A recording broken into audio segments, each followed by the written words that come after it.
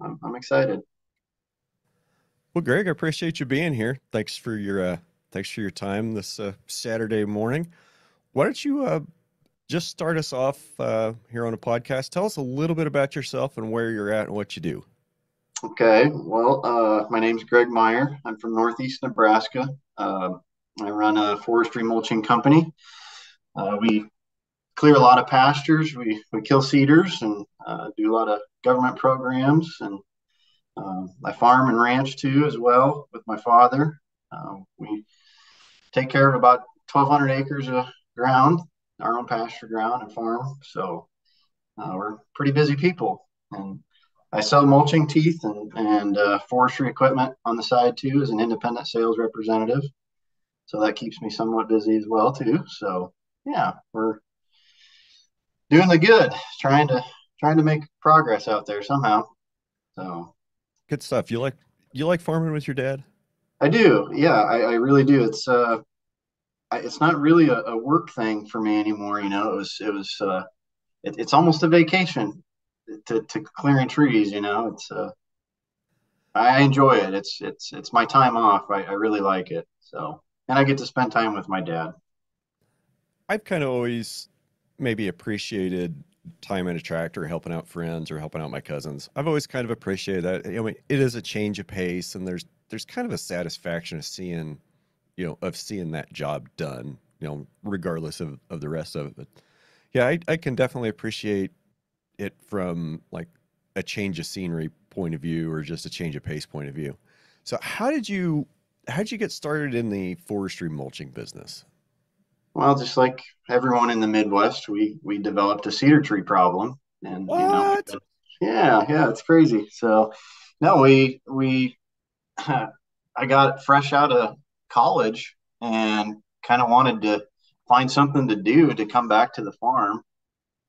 So I went to school as a automotive technician. I did that for a numerous amount of years and kind of got burnt out on it and wanted to come back to the farm and invest in the farm somehow. So Dad and I went together on our first skid steer, a standard flow Cat 287, in a tree shear that was the best of the available at the time, and we kind of went to town on our own trees, and we cleared a lot of ground, and then the neighbors got picking on it, and they're like, this is a good deal. Would you want to do it for some side money? And you know, yeah, that kind of snowballed, and I did a lot of work for neighbors, and it was a slow deal. I mean, it was a really slow transformation to get things going because I think the first year, it I was I'll be forever grateful where I'm at in business now, just for the fact that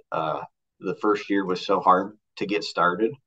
I think we did $13,000 of work total that first year, and I kept wanting to do it, and I had a desire to do it, and I felt that there was a really good need to get this going as a service here, and eventually it really took off once I started doing some different things and getting into the mulching side of things and shredding the trees, trying to speed up the process and cover more ground and actually genuinely try to give the landowners the best work and as fast as possible for their money. So Okay, so let's back up for just a second and let's talk about the problem, the cedar tree problem on the Great Plains, kind of in a broad sense. So I, I'm I'm a few years older than you. Won't really say how many because I don't like to throw that number around a whole lot. Um, but it was in the mid to late 1980s when my dad got out here and took over this ranch, and because of some of the attitudes of his grandfather and some of the other men at the time around the 1950s, they thought that, oh, these trees are great, let's just plant them everywhere. Uh, so the ranch was pretty much covered, and at the time, I remember like a lot of the neighboring ranches didn't have very many trees, and it was just the place we were on was pretty infested. So there was a guy that came to my dad right out of high school, like I want to say that he graduated high school and drove down with his diploma still in his truck and asked my dad for a job cutting trees. And this was in that Myers tree saw. Do you remember I talked about that? Yeah, So yeah. for and this was like 1985. Okay, so we're talking about a machine called a John Myers tree saw, and it was made from like two disassembled combines and some other miscellaneous parts. It was like a Ford inline gas engine, 300 cubic inch six cylinder, and all it had attached to it was a couple hydraulic pumps. Like you had a pump to raise the blade, a pump to turn the blade, and a pump for each front wheel and the casters in the back. And that was it. There was no air conditioning. There really wasn't even much of a guard on the front. No, You no. you'd wear this shield and earplugs and head and muffs just because it was so freaking loud in there. And it was okay to run in the winter because there was so much heat from all the engine and the hydraulics, and you were kind of basically sitting on the hydraulic tank. So running in the winter wasn't bad. Running in the summer was torture. It was bad. I didn't get any experience running that machine for a few more years, but anyway, those early years in the 80s, late 80s, I think Dad and Don spent like 3,000 to 4,000 hours in that machine, going around clearing all the ridge tops, getting everything cleared off. Well, that was kind of like the first experience with cedars, but I think it wasn't until just a few years ago that a lot of the data started to be put together about how bad they really are and how invasive these trees are and how fast they're converting the Great Plains. Um, so like down in Oklahoma loses over 700 acres every day to eastern red cedar tree encroachment. It- Guys, like it doesn't sound like much. 700 acres is a lot when you're just completely taking that out of either crop production or grass production for cattle. And what we're noticing, what we're seeing, since they've got there's this fantastic database called rangelands.app. Have you seen that, Greg? No, no, I'm not familiar with it. Man, I'll have to show that to you. So what you can do on rangelands.app is you can get on there, and it's basically everything west of the Mississippi River because there's no rangelands east of the Mississippi, I guess. And they've got over 20 years of satellite data, and they can show the difference between perennial forage cover, annual forage cover, and herbaceous tree cover. So they can show how much these trees are growing and how much grassland habitat they're taking away on across the whole Great Plains. Like we don't have to guess anymore. We actually have the data. And here's the scary part, Greg. We're still losing the Great Plains faster. We'll just say in 2020, we're losing the Great Plains faster in 2020 to tree encroachment and brush encroachment than, and that's a faster rate than we ever converted the grasslands to farming. That's astronomical numbers. It's bad. It's bad. So the trees, we've called it the green glacier. I know you and I have joked a little bit about it, the green glacier, and it's kind of like if you can see one cedar tree from your property, you better start thinking about it, better start getting ready. And I imagine up there in northeast Nebraska where you guys have, how much rain do you guys get up there? On average, boy, I mean it's hit or miss, I guess. It just depends on the year. Seems like every 5 years we go through a pretty bad drought, but it's we see quite a bit of rain typically. A little more south of us than up here. So I was just curious because I know you're, northeast Nebraska. It's farther east than me, and generally as you go east, there's more rain. I always, I kind of had the idea growing up that the trees would pretty much stop going west from where I was because there just wasn't enough rain. And over the last 20 years, those cedar trees have kind of proved me wrong. They seem to, yeah, they, it doesn't even seem like a drought affects them. no, no, I actually think they, 2019 when we had the flood. I think they actually slowed down when they had an abundance of water. But I actually do think on a drought year, that makes them more prevalent to grow. Honestly, I think they like the stress, and then maybe less competition, possibly. With lesser grass stand, and overgrazing is a big thing too. After that, maybe that has a bigger factor in it as well by overgrazing it. You Yeah, know, definitely. Definitely. And I was just kind of modeling in my brain how that would work. So there's a one of the guys that I like to listen to a lot that's done work on this on that rangelands.app program I was talking about.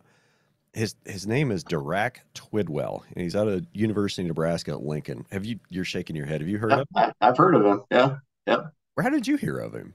From you, yeah, you kind of Oh, promoted him a little bit, and I've looked him up. So yeah, I pay attention to you, buddy. okay. Um, what was I saying though? And anyway, um, Dirac says that that the seeds are about 90 to 95% more likely to germinate after they go through a bird. Okay. But the cool part is these small birds have such a fast digestive tract that berry only stays in there for about 7 minutes. And that's only about enough time for that bird to get 200 to 300 yards away from that seed source tree. Yep. So that's the good news is we don't have to kill every cedar tree on the planet. We just need to get rid of all the females. Um, you want to? What do you know about cedar trees? How much have you studied them as you're turning them into dust?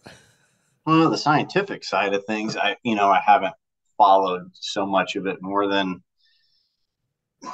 I see a lot of different scenarios. I guess being in the field with different landscapes all the time, how the process of attack is going to be, and what the best recommendations are going to be for each producer. You know, uh, to go along with what you said, typically all these windbreaks installations that they put in, you'll see the worst encroachments starting to come out from the plantations, where they plant the shelter belt windbreaks, or the valleys where they're native. You'll see a definitive line where, they've like 200 yards out from that, there's a lot more seedlings growing, so that makes a lot of sense to what you're saying there. So there's actually a lot of programs that are paying to take the shelter belts out, not only just the taking the females out, but total removals as well for that reason. So Before I start picking your brain and talking about some programs, like the big thing I think that's going to be pretty important to talk about when we're talking about why we need to prevent these trees from coming in and taking over our rangelands. To me, the big one is water. It's water. So, and I can speak from personal experience of what happens when you go into a draw, clean it out. But I'd like you to tell us a story. Um, an 8-inch cedar tree. Now it's 8 inches. And when they measure trees, they generally measure trees diameter, breast height, which means about 4 feet off the ground. They want to measure the diameter of that tree. So an 8-inch cedar tree is going to drink about 30 gallons of water a day. Okay, folks, let's put 30 gallons of water a day in perspective. It doesn't sound like a lot. When I was way back in the day when I was a tadpole in the Navy, and we had to make the water on the ship, on the aircraft carrier, you were allotted about 60 or 65 gallons of water per person per day. That sounds like a bunch, but you got to take, that's not just water for washing your face and flushing the toilet. That's water for taking a shower. That's water for washing your clothes. And that's water for cooking your food. So 65 gallons of water a day, that's 2 cedar trees. So tell us what happens when you go in and clean out one of those canyons, Greg. the water starts flowing, man. And there's been numerous occasions that, I've been on a person's ground where springs will come up out of the ground or creeks will start flowing. It's That's exactly right. You know, a lot of springs come back to the surface. So in addition to getting that, 30 some gallons of water a day that you could keep, in your soil, the I'll probably get called out on it. The receipts are around there somewhere. Like something like 75% of the rain that falls never makes it to the ground if it lands on a cedar tree. Have you heard that one Yep. too? Yeah, just the funnel shape, you know. I don't know the exact statistical number, but yeah, you know, like it traps a lot of the ground that never touches the ground. So you think about it, an upside down funnel. You ever had anybody tell you that cedar trees make good deer habitat? Uh, it's a conversation I have in a lot of different individuals. And I have to be careful about what I talk about with that too. So We don't have to be careful here. Uh, I I always laugh when I hear that. Like cedar trees are good deer habitat. Like I fella, I don't know what show you've been watching or what you've been look, man, reading. it comes to a point that the deer they get so bad, the cedars get so bad that the deer won't even go in it. You can't tell me that there's that much need for thermal cover. You know, if I can't walk through it, they're not going to walk through it either. Yes.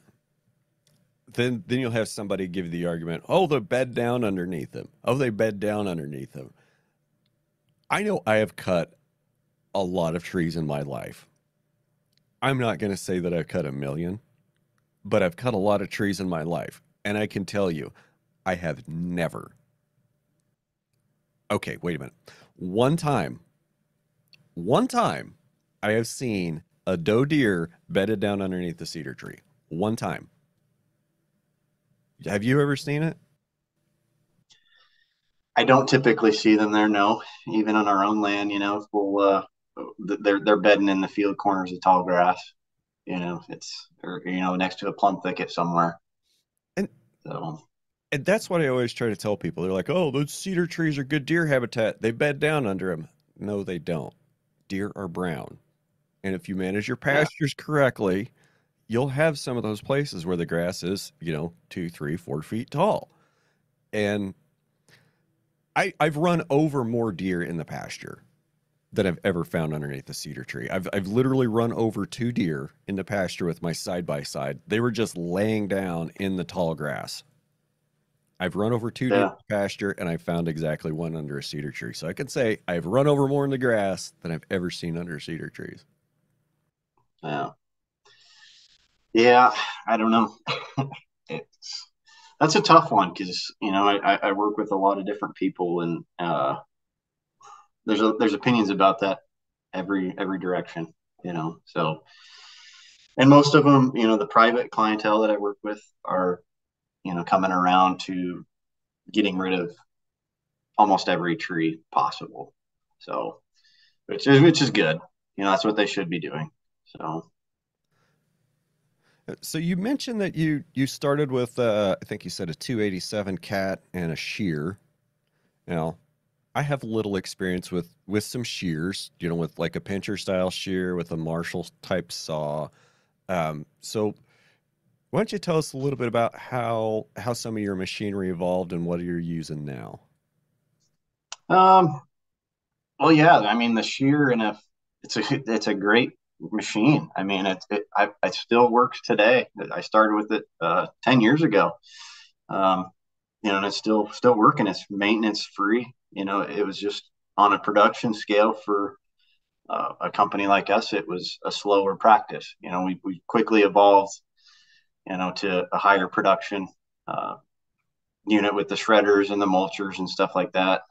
After that, so um, I guess it was all about speed and covering as much ground as possible, you know, and stretching the cost per hour. You know, I actually found that you know, looking back on things, that the shear actually ended up costing people more money to clear their land just because it was slower than compared to paying a little more per hour for like a forestry mulcher or even these big rotary mowers on the smaller trees. It was a lot better end product that they were left with, and it actually saved them money per acre to go that direction. So um, I guess, and after that, the 287.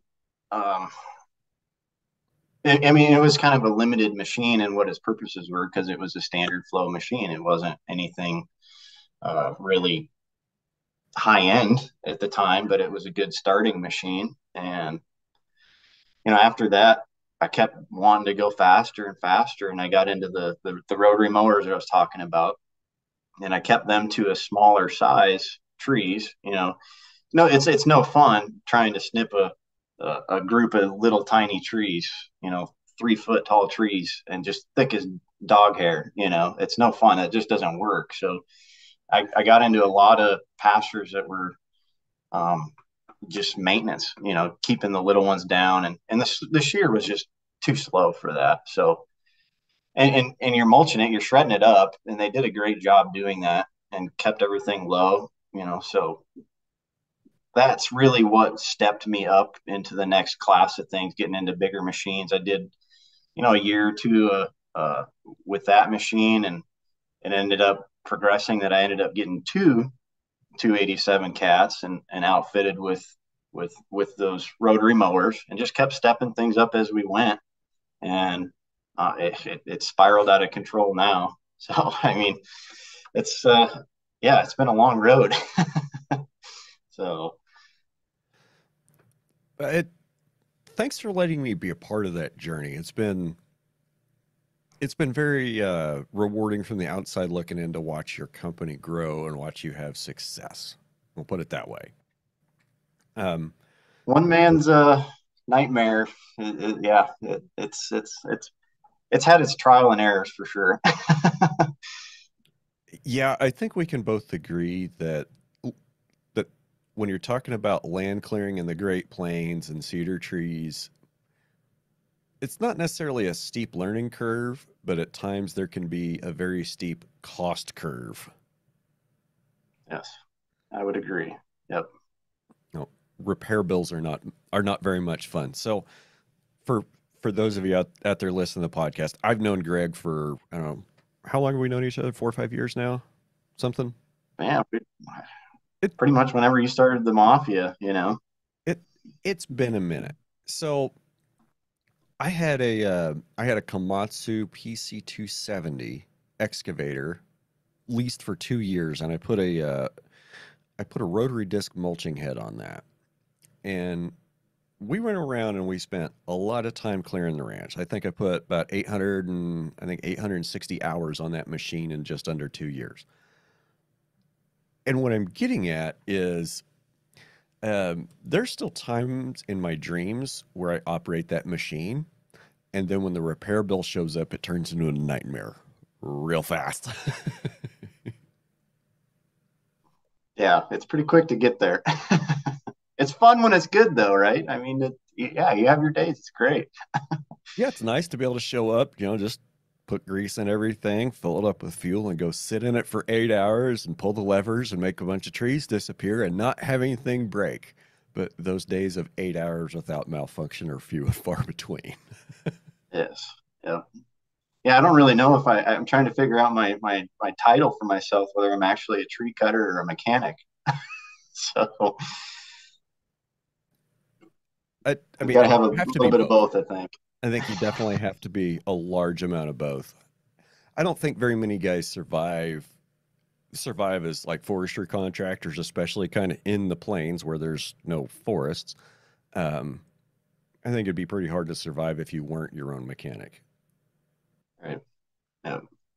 Yeah. Well, you couldn't afford to. I mean, if the dealer support, I still use my dealers quite a bit as well, but I mean, you can go belly up pretty quick if you had to pay somebody to do it all the time. So, Yeah, for sure. So we've talked about a shear. You've talked about some different rotary cutters. So let's talk about like in a broad sense of maybe not just what you use, but maybe some of the kind of machinery that's out there and available for a guy to use or for somebody to hire. There's a lot of options. Primarily in the Midwest, a lot of guys are running the disc mulchers, like what we've got in our production fleet. There's a lot of disc mulchers in the Midwest, and the drum style mulchers we implement those too as well. They all have their specific place in the landscape of what they're good at and what they should be used for. And then they get to the excavators. There's the excavator mounted, the boom mounted unit that we have has its own place too. And I really think it takes one of everything to really cover, you know, what the demand is for everybody else. But I mean, as a producer, if I was going to hire our tree work done, um, I think I would probably have someone come in like us that's set up to do everything rather than find a company that's reputable to fit those niche areas. That's my biggest sell for everyone is we can get to 90% of the trees and there's no problems getting there. We have the right tools to do the job. So um, and if a producer was looking to buy their own machine, and they had a lot of trees to do, I would probably suggest them to go the larger route than get away from skid steers. Uh, we could get into the cost of that, but I would absolutely tell someone to go buy a big tired machine like we have, or a big dedicated carrier. Because for one, you're going to use the heck out of it, and your likeliness of having major failures is lesser probably because it's built for it. And that's your purpose. If you're buying a machine to cut trees, get one that's meant for it. Then try and make a skid loader do a dedicated machine's job. And then your return of the investment at the end of the day, when you're all done, if you want to sell it, I really think that you'll have a lot better return on your money. If you want to get rid of it or have something to keep. So Yeah, and you kind of touched on that a little bit. So let's back up and let's talk about programs now. Also, kind of in the sense of programs, yes, there's a lot of money floating around out there, and yes, you can do what I did. You can leverage a program and go lease a machine and do the work yourself. But I also want to say that I spent a lot of time and a lot of research understanding the problem that was in front of me and understanding the tool that I needed to most efficiently deal with that problem.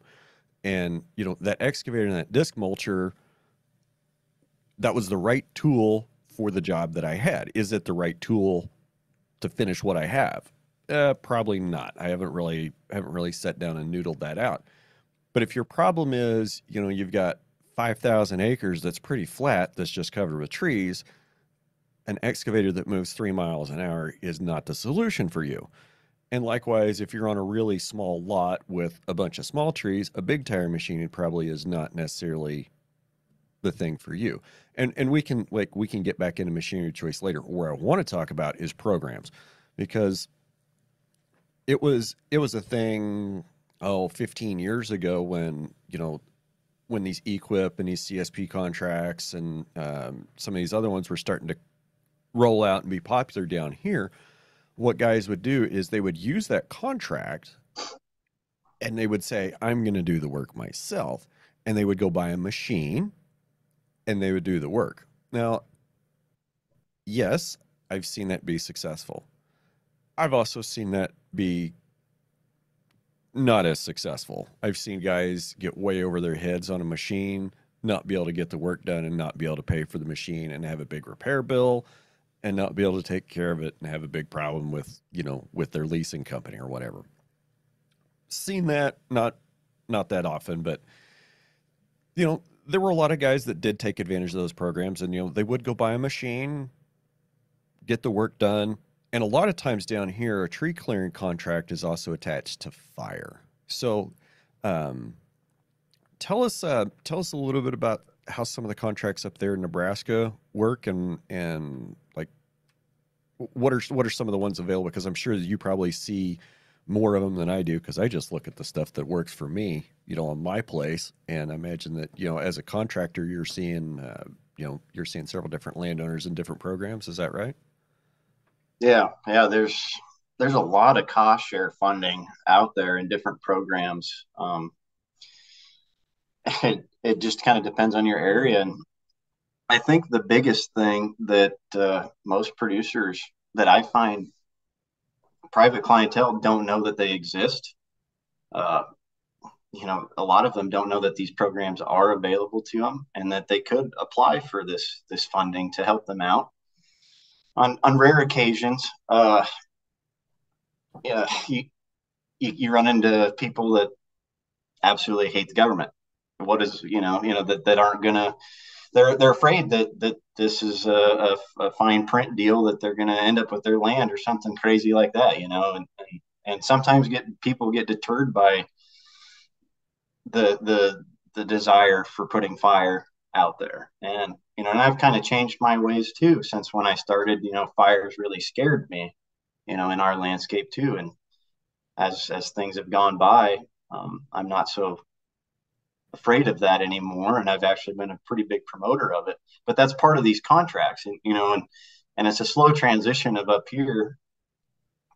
They really want you to do that, to put fire on the ground, because in all honesty, it's about the only way we're ever going to get.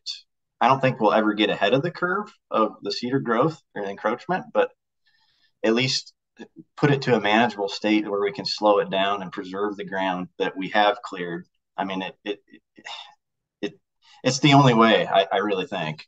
So, I mean, a lot of these contracts, um, there's 5 or 6 agencies that we work with all the time. Pheasants Forever for one. Uh, we work a lot out in the Sandhills Task Force organization. Um, Pheasant Forever, Sandhills Task Force, like the NRCS equipped programs are a big one. Every county's got an NRCS office that a lot of them do see a good amount of funding, for that. And then we work with the Forest Service as well. Um, yeah, there's a lot of, it just depends on what your idea is. Whether it's habitat, land conservation, or forest health. You can, everything's kind of tailored to its own need. If you've got a oak woodland that's full of cedars, the Forest Service might be a better direction for you to go. And that contracts might be better idea, how to clear it. The process is just different for every one of them, because we've ran into a lot of different things where it's not a total clearing, or it's a thinning, and it just, everything's tailored differently to what the producer desires to. So Okay, good stuff. There, we don't have much of a forest service in Kansas. I mean, not to knock Kansas Forest Service, they're great. Like, I know all 12 of them that work there. it's it's not a very big office, because there's just not a whole lot of forest land in Kansas at all. But our NRCS offices are great with equip, and Pheasants Forever, Quail Forever. They can't always like directly give a producer money, but like sometimes a lot of times it have to be funneled through like a grazing group. We have one down here called Comanche Pool Prairie Resource Foundation. There's also Grazing Land Coalition. I know Nebraska has a Grazing Land Coalition. Um, so I guess what I'm saying is there's other sources, if you hate the government, that you can go ask for assistance and maybe get some cost share to help you get some trees on the ground. So man, I don't know what to ask you now. Um,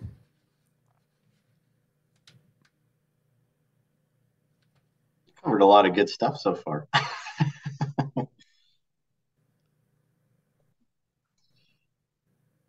Yeah, I don't know, man. It's just tough to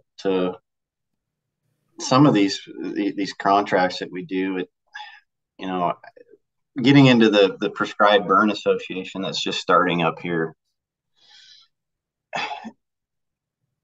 you know, me and my dad, we were kind of against, mass fire because it scares us of the ravines and stuff like that. But when you get the right knowledge of the practice of doing that and getting experience going into to the burning, it's a very controlled, safe practice that can be done in very difficult situations. You look at the Los Canyons in Nebraska; they're burning up there just like you guys are in the Flint Hills, man. I mean, it can be done. It's a good deal. It really is. Yeah, we we just had our burn association meeting like 3 4 weeks ago, and we try to have that kind of toward the end of January, beginning middle of February. When before everybody's calving season kind of starts, before there's really a whole lot going on. It's just a nice slow time of the year, and everybody likes to talk about the burns that they're planning on doing, and we had a bunch from 2022 that were deferred from 2021 that were deferred from 2020, and those are all still on our list for 2023. And nobody's going to do anything. Like we just don't have the moisture down here to burn. Now, I'll say that, and last night we were having a work meeting, and I was challenged about my stocking plan. Like, do you have your stocking plan, your grazing plan written yet? Well, no, I don't. And it's late. It's really late. Should have been done, I don't know, maybe 2 months ago. But it also hasn't really rained in 6 months. So I'm pretty nervous about putting together a plan to graze grass that I'm not even sure I can grow because of rain that I don't have yet. So I might even be looking at a destocking plan instead of a stocking and grazing plan. But where I was going with that is I'm not going to be taking in a lot more cattle this year. And if it turns out that, the climate does flip and we get out of this stupid La Nina trough that we've been in for 3 years and is making it so dry, if we can get some moisture, like I don't even care if it's 100 degrees, like we could have the hot El Nino year. It won't bother me. Just bring me the moisture. Just bring the rain and we're fine. So I even kind of said it last night. I said, well, if it does come in and start raining a lot, I'm not going to have enough cows to eat the grass that I have. And, maybe I'm wrong, but it never has seemed like a thing that in June I could call somebody up and say, hey, since it's been raining for the last month, can you bring me another 2 potloads of cows? That's probably not really a thing that's going to go on. So what I think I'm going to do is if it does come in and start raining a bunch and it looks like we're going to have an average rain year, I'll go behind my cows and burn in the summer. Because that'll give me that'll give me a big boost in production and quality, and then later in the season. So that Yeah. that's a thought. And so there's we're talking a little bit about fire, and oh man, I someday we're gonna do like a whole big series on fire, I think. My dad put a drip torch in my hand when I was 8 years old and said, walk that way. And when it's very satisfying to me now when I can sit down and I can plan a burnout, go out, help the landowner, but, get the plan and know what's going to happen. I can kind of see it in my brain and go out there that day and send everybody around with the torches and the matches and just be able to sit back and watch, a huge column of black smoke rise into the air from thousands and thousands of cedar trees burning. I like that. That's always a lot of Pretty fun. satisfying. It Okay, here's another one on fire. We're recording this on the 25th of March. So 7 years ago, right now, Anderson Creek wildfire was burning in my part of the world. And that was one of the worst wildfires we had down here. So for those that don't know or don't remember, that was a fire that would have started on the 22nd down in Oklahoma. It burned almost 40 miles north and then took a right turn and burned about 15 miles east. I think it was total around 340,000 acres. Started on Tuesday, and they really didn't get a handle on it until it snowed that Sunday morning. Easter morning, we woke up to about 2 inches of snow, and that put the fire out. So that was kind of nice. So what the Anderson Creek fire showed me, because I've had a long history of burning in the Red Hills. You can go, I can go drive by places that we burned, 10, 15, 20 years ago and look at them and say, and because I'm here, I live here, and I make these laps around, and I observe it. And I try to pay attention to, if we had a big hot wildfire, what does this look like, one every year?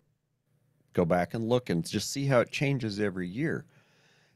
And after the Anderson Creek came through, while we're in the middle of trying to get all the fence rebuilt, and make the business be able to function again, I knew it was important to take some time and drive around and look at some older fires, some older wildfires that nobody had come in and done anything with, the trees after the fire. And what I saw I didn't like. How we get, our steep canyons, we'll get the really tall cedar trees in. Well, when you burn them up with a wildfire, what's left, right? You got a stick. Sometimes it's just a lot of times it's just the skeleton instead of a stick. What I learned driving around after watching Anderson Creek, what I learned was after 5 to 8 years, those trees start to rot. Like the root balls will start to rot, and they'll get loose in the ground, and it takes a big windstorm, and they start to blow over. And of course, they don't all blow over facing the exact same direction where they'd be easy to come in and pick them up. Oh no, it's like pickup sticks. They're all jumbled and all tangled together. And I looked at that and I said, I don't want that on my ranch.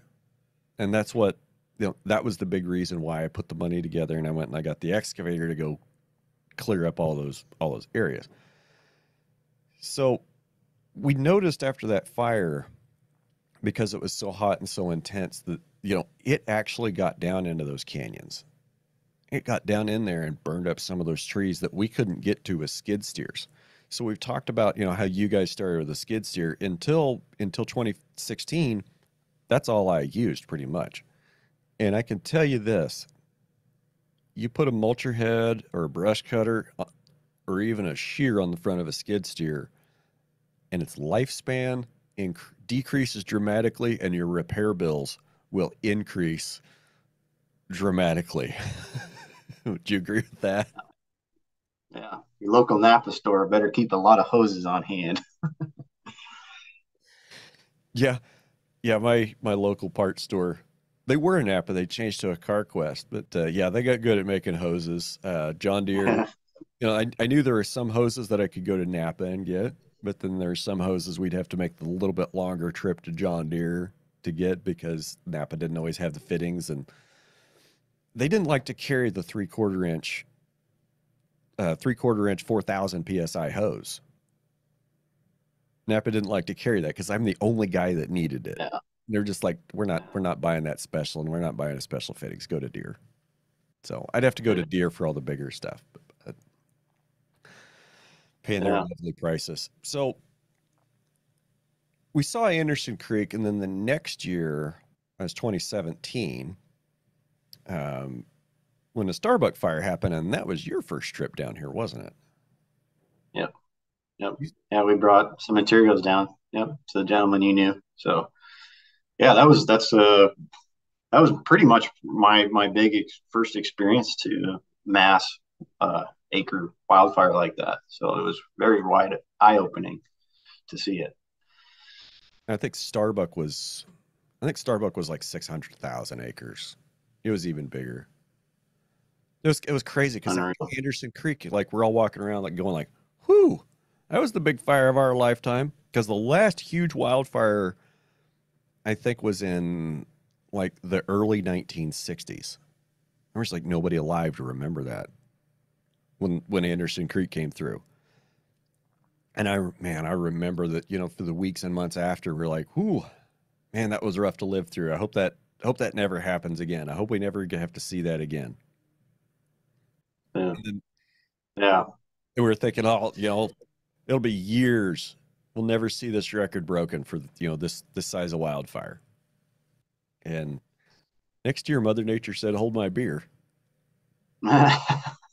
Yeah. And what's even like and then we get down into 2018, right? We didn't have any we had some bad fires, but no huge fires in Kansas. Friends down in Oklahoma, southwest of me, kind of down on the south end of the Red Hills, they had some fire issues down there. And brother, if you think you've got a tree problem in northeast Nebraska, you think there's trees, my place around Bill's place, you've never seen that part of Oklahoma. Like that part of Yeah. Oklahoma is thick. I didn't go down there when those fires were burning in 2018. Holy crow. Like there was some impressive, like full sections of just solid cedar trees fire go through and just smoke all of them. Like, can you imagine that? Can you imagine that heat? Yeah. You better not be in front of it. There's there's a page that I follow on Facebook. There's some storm chasers out of Oklahoma City. Not going to mention their names, but there's several of them that when fires are around that they'll take their storm chase trucks and they'll go out. There's one guy that's pretty good. He knows where to be. This other group, every time I watch them, they make me cringe. I'm like, guys, you should not drive through there. You should not drive through there. Hey, when that smoke is coming, from one side and it's in front of you and behind you, it's time to be somewhere else. Like, Yeah. you should not be there right now. You should really be moving somewhere.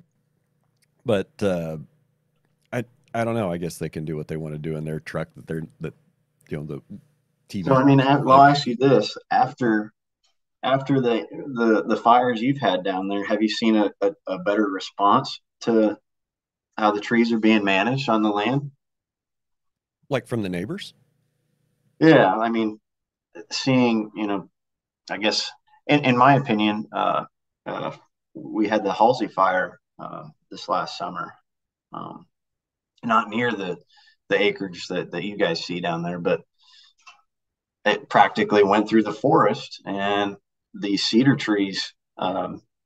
It sparked a lot of interest, more with the government agencies than just the private guys. But you know, okay, this really can happen in our landscape, that we can have these massive wildfires too. And how are we going to prepare ourselves for this? If this ever happens, what does our infrastructure look like? How are we defending ourselves? You know, um, and we've done a lot of jobs like that where the fire has actually brought a benefit, if to try and be preventative in a way. So at least people are protecting their infrastructure better, removing the trees and stuff, that are in immediate danger of their homes, or, um, you know, a lot of the game and parks ground. We do a lot of work for the state on the public grounds where, cabins are really in a fire hazard zone. So I was just curious if you've seen anything like that happening after your fires. Well, okay, so just from my personal observation of the structures that were lost during Anderson Creek and during Starbuck, almost any structure that was lost during those two fires down here had cedar trees right around the house, like within the safe distance. I mean, minimum safe distance would be, I think, 4 times the height of that fuel. So, if you have a 20-foot tall cedar tree, it needs to be 80 feet away from your house, right? Closer than that, if it gets fire on it, it's going to get really hot and get your house really hot. It just, hearing somebody lose their house or lose buildings and lose livestock is heartbreaking. But then, you drive by that site and you see where that building was, and you see just a perfect line of cedar tree skeletons around three sides of it. You go, well, maybe we could have done something in the beginning to prevent this. Um, I'm not going to say that I've seen a bunch of people go in and remove shelter belts or trees from around their house. I think people are definitely a lot more aware of the fire hazards. Personally, though, I did remove a cedar tree row that was behind my dad's house. Now I got to tell a little story about this cedar tree row. So we talked earlier about the machine and all the time Dad spent clearing the ranch. So it was long about 96, 97. He's got most of the ranch, got the trees cleared on most of the ranch. He's burned the whole thing like 5 times. Okay. So you can imagine there's not a whole lot of trees left that are you can get to. So he decides that it's too cold in his house during the winter. So he's going to plant a shelter belt behind his house to help break some of the wind.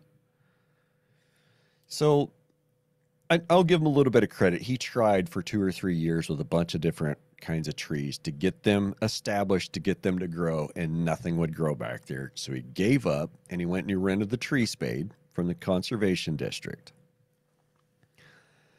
And he went and he got some trees. Now here's the catch. There weren't any trees to get on the ranch, so we had to go to the neighbor's property and steal them. Okay? Now, grand theft cedar tree, nobody's going to care. Okay?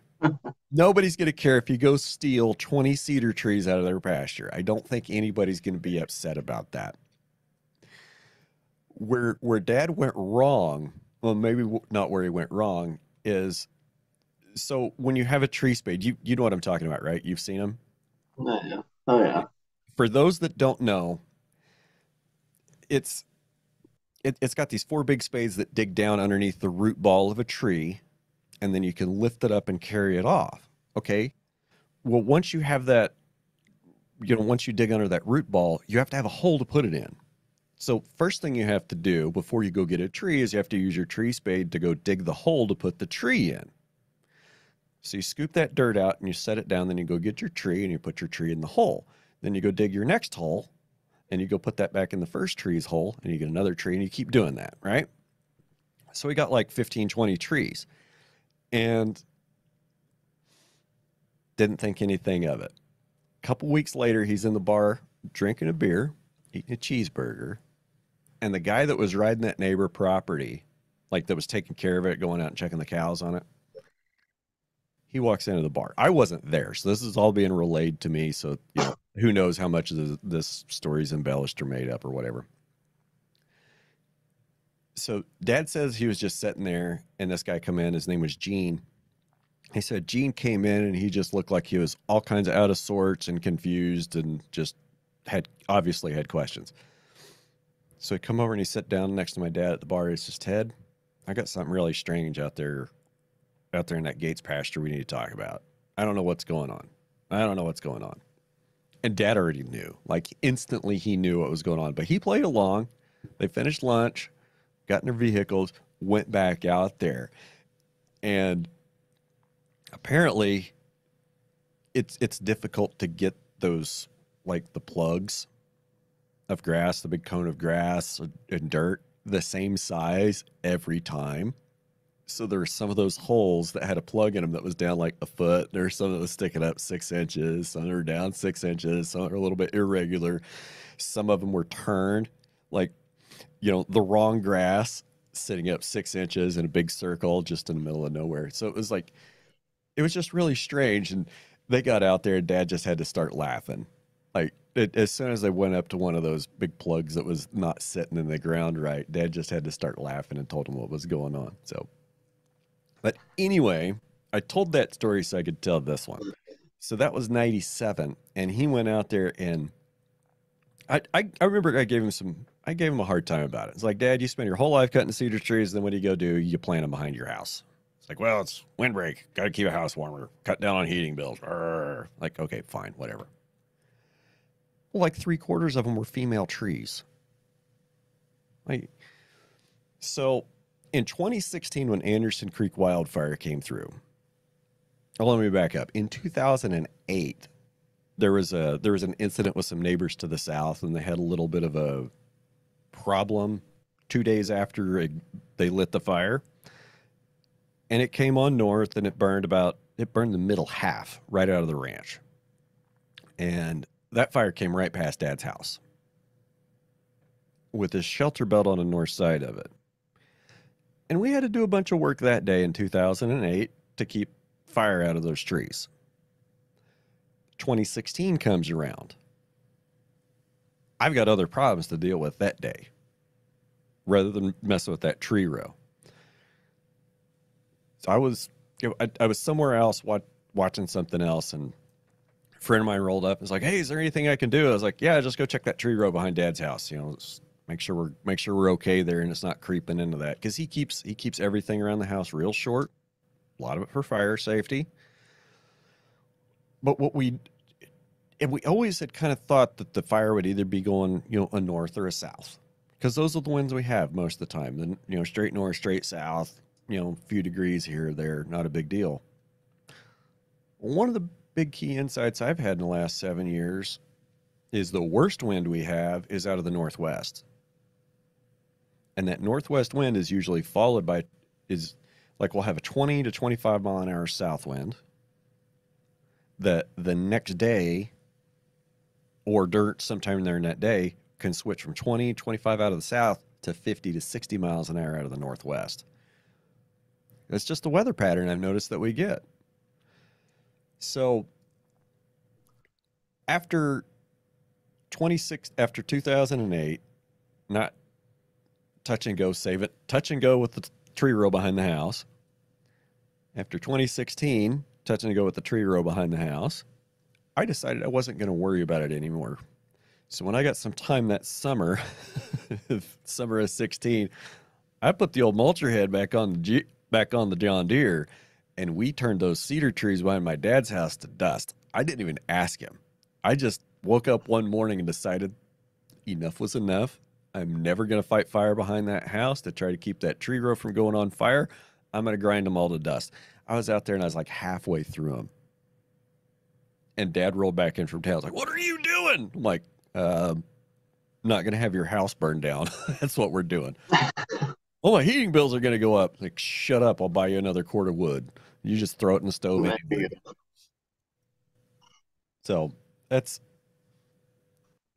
the number one thing for me for fire safety in the plains is cut the damn cedar trees up from around your house and your buildings. And you just get rid of those, and your risk of losing those structures to wildfire drops immediately and dramatically. Yeah, I would agree. That's a real thing to actually be thinking about. It's God forbid it ever happens, but it's nice to have that assurance in the back of your mind that you are prepared. California and their fires, they get all the attention. And okay, rightly so. There's a lot more people that live out there. But when I see them take 2 weeks to fight a 700-acre fire, I kind of wonder about that. But then again, they've got some special terrain and access challenges that, a lot of times we see a fire over there, we can go there. They necessarily can't get there. They can't just drive there like we can. So, and there's more people. But the moral of the story is, if you're going to live in an environment that's fire prone, which is pretty much everywhere, if you're not in the Appalachian Mountains, pretty much everywhere is prone to fire. And we have to deal with it periodically, whether we live in town or whether we're going to live, way out in the country and try to be off-grid weirdos. We've got to deal with fire. And understanding how to better position or how to better build our businesses, build our structures, and just operate our farms and ranches with that in mind, that, yeah, there's going to be a fire, and it's a lot easier to just let the fire burn around you and go around you than maybe it is to try to fight something with 50-mile-an-hour wind, or to have, defenses that will stand a 50-mile-an-hour wind. I don't know what I'm just saying words now, making things up. I think you're on a good path. Man. Um, so if somebody's out there wanting to get started in the mulching business or forestry mulching, tree clearing, um, I mean, I know that I'd probably try to talk them out of it because it's a lot of pain, it's a lot of heartache, and it's a lot of huge repair bills, and there's a lot of competition. But it is something that's needed, and it is a growth market. So, what would you say to Right. somebody that wants to start their own forestry mulching business? I guess I would really take a hard look at your surroundings. So, what is your market going to be in your area, in your landscape? If what's your target size material that you're going to be going after, to dictate what kind of machinery you purchase, um, and just to prepare yourself. You really got to love it. You got to like what you're doing and be committed to it, to see the success of it. Um, I, I I guess I'm kind of maybe in a unique circumstance, but I rolled with every opportunity, whether it was a really good one or not. I guess if a machine came available or something that I took a lot of risks. Don't be afraid to take a risk and challenge yourself of what you can financially and hopefully sustain. And it's always seemed to turn out good for me. I've had my share of bad things happen, but the majority of the financial purchases and investments in machinery has paid out, I guess, for us. But yeah, it's mainly just don't be afraid to run with an opportunity to expand. Um, and if it usually works out, I guess. So at least for us, it was, and be prepared to work it. I spent a long time. It took several years to get things off. You know, I, Fresh out of college, I was never um, good at marketing or trying to grow the business. So it's something I really learned as I went. And I spent a lot of time. It's not just a 9 to 5 job. You have to make it work, and you have to desire to make it work. Otherwise, you're only limited to the success that you give it. So I guess that's where I would make the best assumption is just pay attention to your area, what your niche is, what you need to do, and find an avenue that's going to work for you. So Good stuff. Good stuff. So you're based in Royal, Nebraska, is that correct? yep, yep, yeah. I just live a few miles north of Royal in the country. I Just in the last couple of years, I just got a shop the last year or so, and that's in Brunswick, Nebraska. So got our own shop to do our maintenance and stuff in. Otherwise, this is the first time that I've ever had a indoors building to do my repair work on. So yeah, so I can only imagine how nice that is to have an indoor building that all your stuff fits in with a hard surface floor that's not dirt. right, yeah, I mean, I'll and take a dirt floor under a roof over outside any day. the idea of it was great, but I do realize how many times now my machinery breaks down in the field, and it's like, I wish that would have happened at the shop. And, you just got to fix it where it's at.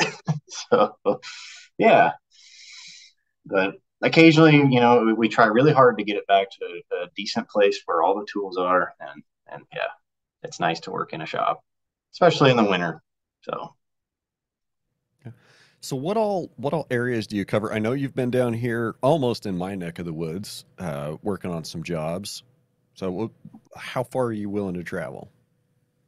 Um, you know, actually, right now I'm trying to slow down with the long distance traveling. Now that I've got children, I got a 5-year-old boy and a 2-year-old daughter, so I'm trying to limit the far distance stuff. But yeah, we've gone into South Dakota, Iowa, Nebraska, Kansas, a lot of the surrounding areas. And I could go further if I wanted to. I've been invited to several different places that, it's probably a good opportunity, but I don't know if I want to do it in this time in life anymore. So I guess if I can stay, in an immediate couple hour range, I would be pretty happy. So, Are you having but trouble staying busy? no, no, it seems like every year, everything is going better. There's more jobs available. I think that's partially because of these promotions for the programs are getting better. And the state level stuff, with the fires and different, you know, forest health management practices improving, that's opened a lot of the doors for that. And there's a big push out in the sandhills of western Nebraska. That's the only sandhills in the nation, so they're really trying to preserve it. There's a lot of opportunities out there, and we've been a contender out there quite a bit. And yeah, so I'm not having any trouble finding different jobs, and I'm trying to diversify a little bit more as well. I'm trying to get into more of the traditional side clearing stuff too. Um, you know, doing the regular excavator ripping them out and piling and burning and stuff like that. There's been a pretty good boost of that stuff lately too. So yeah, I like to diversify. Otherwise, it just gets too monotonous. I can understand that. So all right. A So nice change of pace makes a man happy. well, if folks want to hire your services or get in touch with you or check you out on social media, where can I send them? Yeah, I've got a pretty good, extensive Facebook page I try to keep up on. That's at MTS Tree Service out of Royal, Nebraska. So if you look us up, we've got a big orange logo for our profile picture. Yeah, and then you can check out all our equipment. I got a lot of good videos on there. I try to promote pretty interesting stuff. I mean, I find it interesting anyway. If you like to see cedar trees die, I got some pretty good videos of that on there. So yeah, I don't see them as much as I used to. Maybe I need to go look for them so I can give every single one of them a thumbs up. I remember I told you at one there point you in go. time, you were like, "Oh, am I posting too many videos?" I'm like, "No. Every time I see a cedar tree dying, I will give a thumbs up." Yeah, yeah. And I've actually kind of probably been too lackadaisical about it. Last year or so, I've just been so busy. I haven't put a lot of my stuff on there. I just haven't had time, or I forget to take a picture, and just don't have time to pull my phone out. And get something going. But yeah, so I'll try and do better than that, Brian. Make you happy. I mean, don't do it. I'm not going to say do it on my account, but it's always better to be more active on social media to keep your following active and engaged. I say that, yeah, there's probably going to be a dozen people write in and be like, you only post once a week and it's just about your stupid podcast, sucker. What are you talking about? Um, I'll also say this, though. Facebook around the end of January changed how they do everything. I, and my theory is it's because the economy is heading towards recession. The Fed's raised interest rates, so there's no more free money, and these tech companies now have to turn profit. So they've turned to selling a lot of advertising. Like Oh, yeah. if you're scrolling Facebook later, take a few extra seconds and look at who's posting what and see if there's a time or if it says sponsored content or promoted content. And it almost feels like half of what you're seeing on the Book of Face anymore, it's all paid content. Yeah. Yeah. A lot of ads. I guess I didn't know that, but yeah, it makes sense. You're scrolling along. So just So, just something to keep in mind if you're looking to get back active on social media and do promotion. Just your organic everybody my organic reach on all my pages fell on Facebook. hmm. So take that. Well, Take that's kind of what it is. discouraging. Yeah. Just And that was a big thing for me, just like you you and I, know. we're in business to make money. I mean, Facebook's in business to make money, and we're Yeah, not their customer, we're their product. right. Yeah, that makes a lot of sense. And that was probably the biggest thing for me too, was starting out was what's the easiest way you could reach the biggest number of people for the least amount of cost. Take some pictures on Facebook, show what we were doing.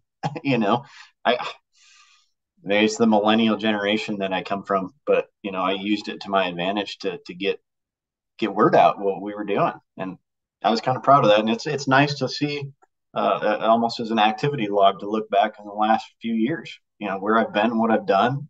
And what's really cool is my wife, I drive around and I'm like, hey, I did a job there.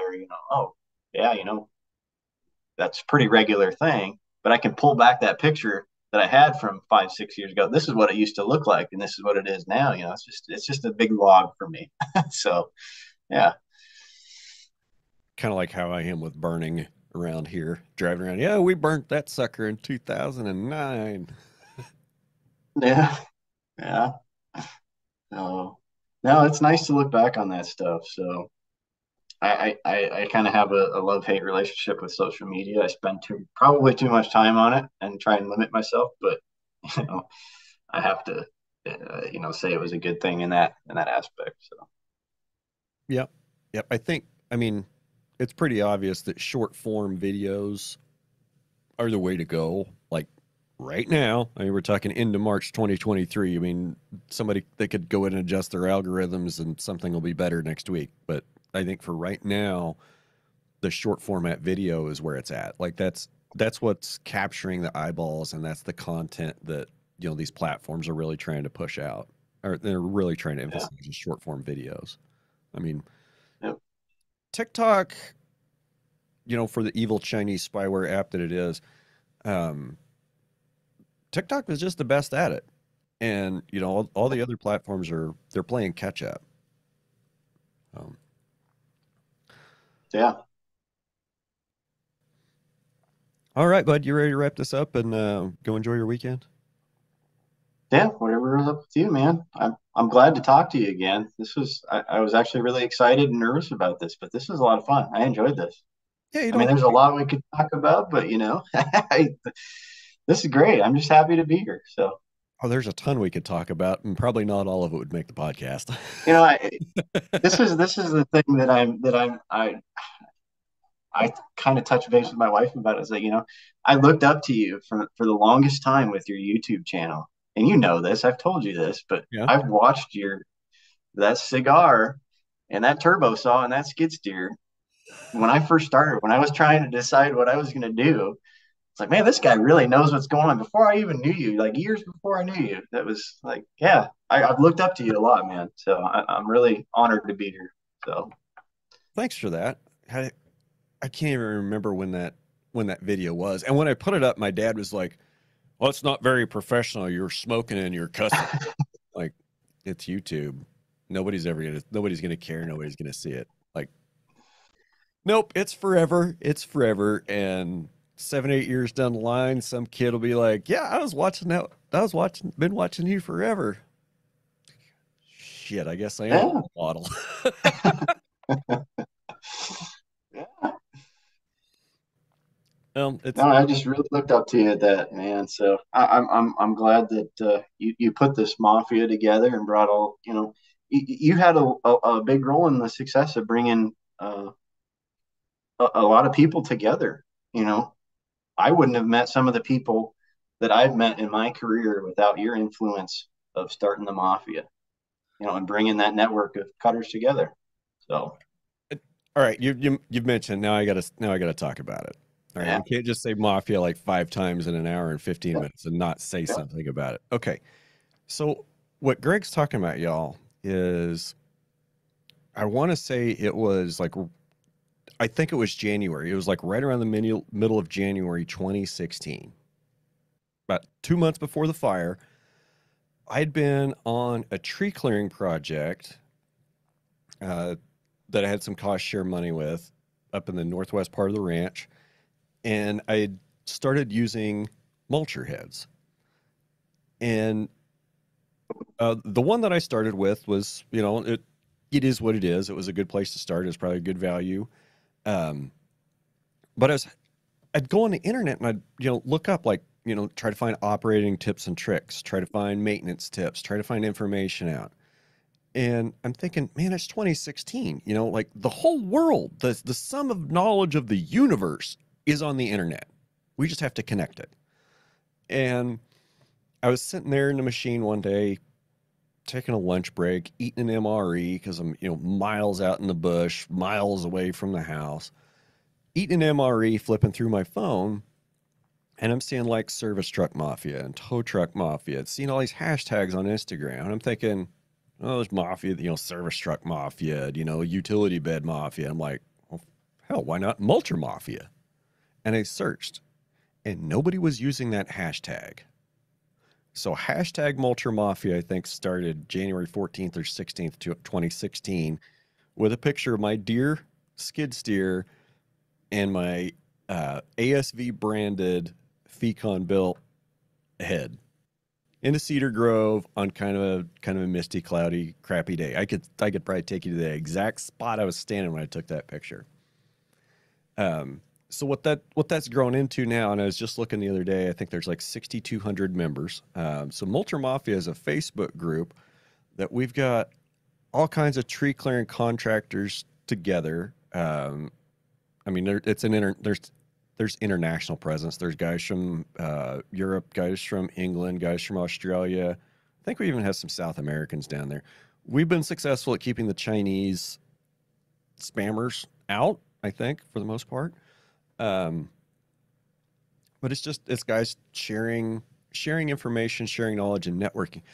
But the biggest benefit, Greg, that's come out of that whole group is it's given end users in the field a direct line back to manufacturers.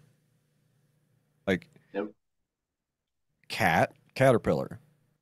Number one, Caterpillar, they wouldn't have built those saddle tanks on the new 299s if it hadn't been for Jerry Arthur. Right. The Yep. ASV 135 would not exist if it wasn't for our group.